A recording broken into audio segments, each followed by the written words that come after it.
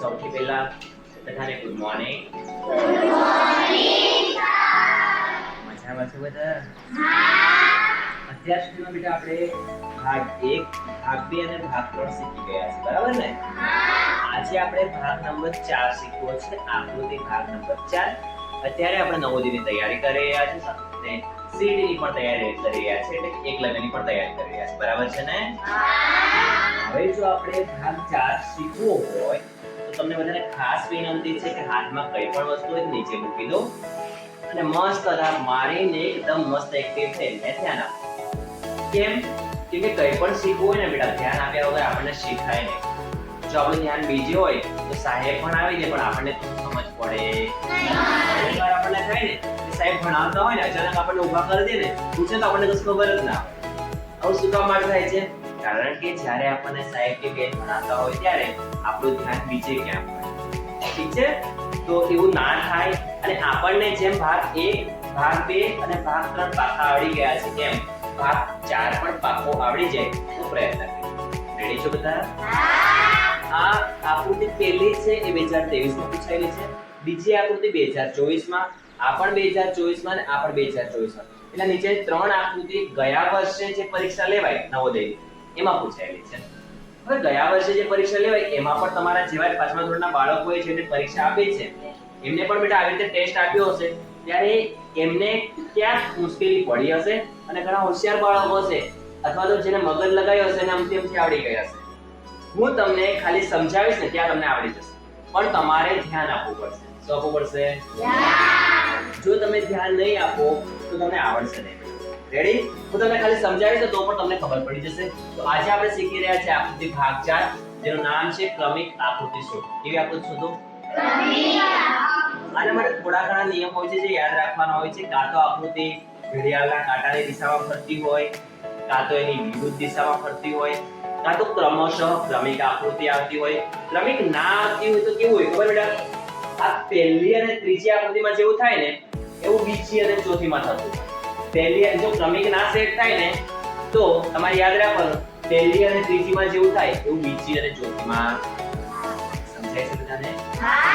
બે 3 નિયમો હોય છે જે તમારે યાદ રાખવાના છે. એક છેલ્લો નિયમ, કાં તો આમાં ચિહ્નો હોય એની સંખ્યા વધતી જતી હોય કાં તો ઘટતી જતી હોય. રેડી બેટા?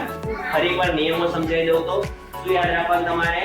તો કાં તો જે આકૃતિ હોય એ ઘડિયાળના કાંટાની દિશામાં ફરતી હોય કાં તો એની વિરુદ્ધ દિશામાં ફરતી હોય. સમજ પડી બધાને? બીજું શું યાદ રાખવાનું તમારે? આ જે પણ આકૃતિ હોય ક્રમિક વધતી હોય. કેવી હોય?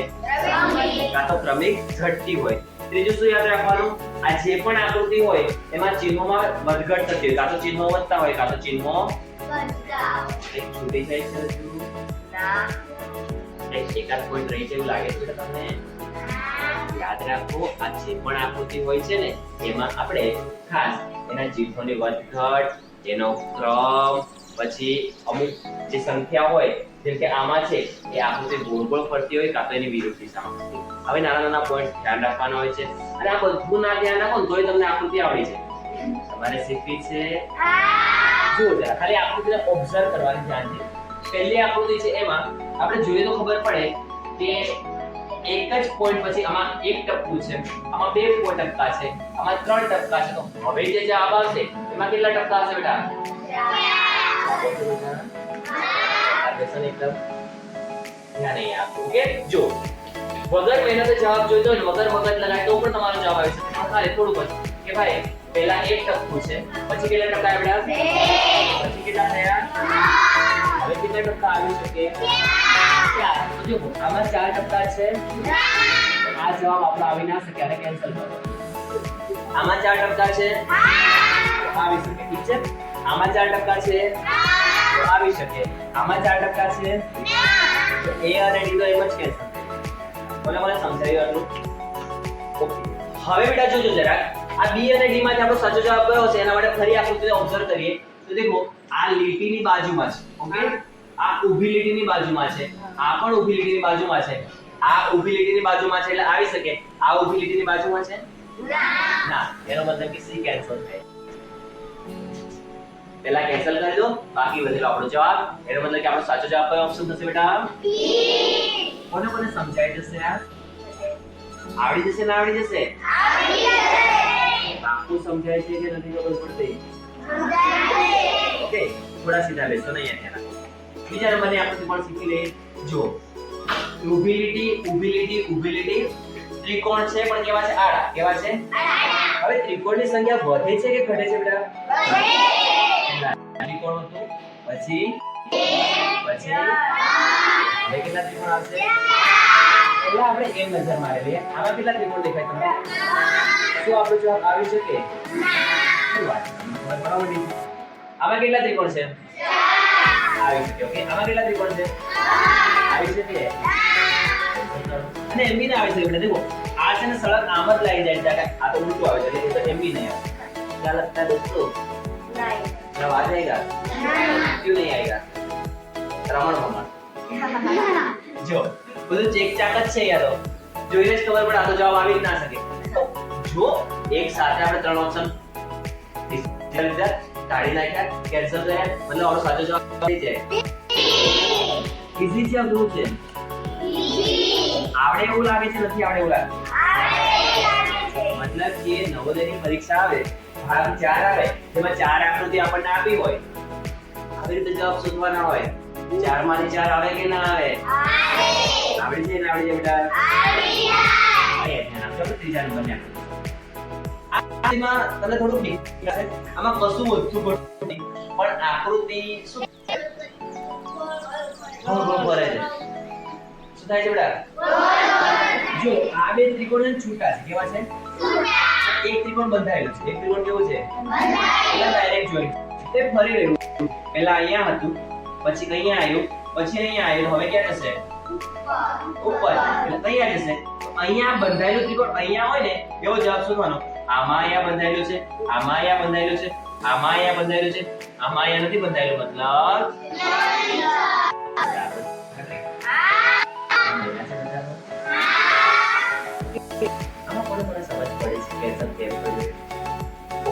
મતલબ તો આ તો કેન્સલ થઈ ગયું. બીજું કયું કેન્સલ થાય એવું લાગે છે તમને? કેમ ખબર બેટા? સામ સામે બંધાયેલા. કેમ બંધાયેલા છે?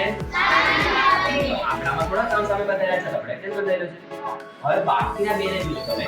આ બે અહીંયા હતા ને બેટા, અહીંયા આવી ગયા. મતલબ નીચે હતા ને સાઈડમાં આવી ગયા. નીચે હતા તો ક્યાં આવી ગયા? સાઈડમાં હતા તો ઉપર. સાઈડમાં હતા તો ક્યાં? ઉપર ક્યાં જશે? નીચે.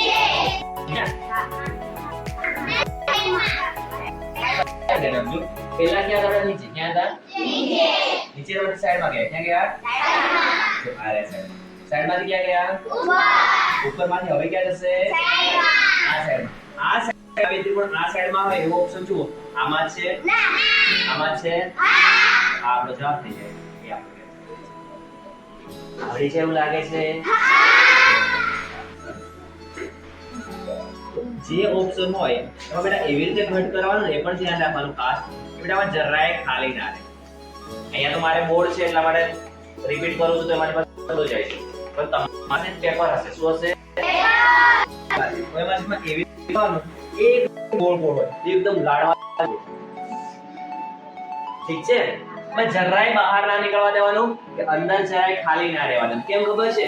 જો અંદર ખાલી રહી જાય કાં તો બહાર નીકળી જાય તો આપણે સાચો. હવે તમે આ ત્રીજા નંબરમાં બી કર્યો હોય તમારો જવાબ થઈ જાય. એ જવાબ તમારો ખોટો પડે. કેમ ખોટો પડે? કારણ કે આ સર્કલ નીકળી છે, આ ખાલી રહી જાય ને તો કોમ્પ્યુટર એક્સેપ્ટ કરે નહીં. એટલા માટે જવાબ ખોટો પડે. આટલી કરીને આપણે જવાબ મેળવતા હોય તો આપણે ખોટો શું કામ છે થોડું ધ્યાન રાખવાનું. સમજાય છે બધાને? ચાલો આપણે ચોથા નંબર. ચલો તો પહેલી આકૃતિ જોઈને ખબર પડે. એક તીર વાગે છે, એક લીટો વાગે છે. રેડી? પછી બે તીર વાગે છે પણ વિરુદ્ધ તીર વાગે છે. એક તીર આ બાજુ જાય છે, એક તીર આ બાજુ જાય છે. બે તીર વાગ્યા તો એ નીચે લીટો વાગે. બધાનું ધ્યાન અહીંયા છે. પાછળ. ચલો અહીંયા જુઓ, એક તીર આમ જાય છે, બીજું તીર આમ જાય છે, ત્રીજું તીર આમ જાય છે તો એ નીચે લીટો છે.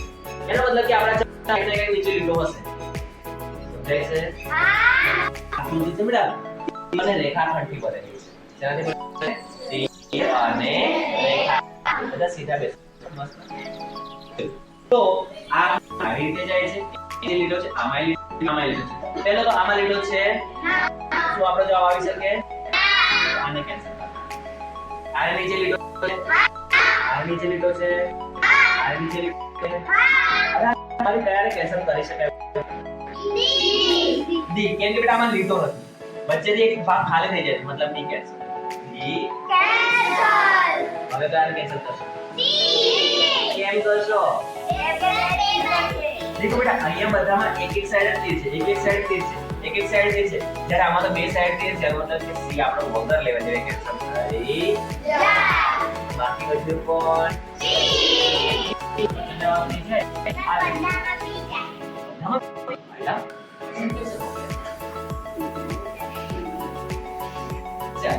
તો આમાં બી જવાબ આવે. આવડી છે ને આવડી જાય બેટા? અરે સાહેબ થોડી વાર પહેલા ભાગ આવડતું કે નતો આવડતું તો હવે છે ને આવડતું એમને જ ખાસ છું બેટા. તમને હવે આ ચારમાં સમજ પડી છે કે નથી પડી? હવે તમને આ ચાર પૂરી પડી જશે એવું લાગે કે નહીં આવડે એવું લાગે છે? આવડી જશે. તો હવે તમારી પાસે જે નવોદયની ચોપડી છે ને એમાં જે આકૃતિ છે ને એ તમારે 25 આકૃતિ આવી રીતે મસ્ત મજાના લાડવા ભરી ભરી નાખવાના છે. ઓકે? અને પછી હું ચેક જે આકૃતિમાં તમને ના સમજ પડે, ના આવડે, તરત મારી પાસે આવી જાઓ, હું તમને શીખવાડી દઈશ. રેડી બેટા? ચાલો.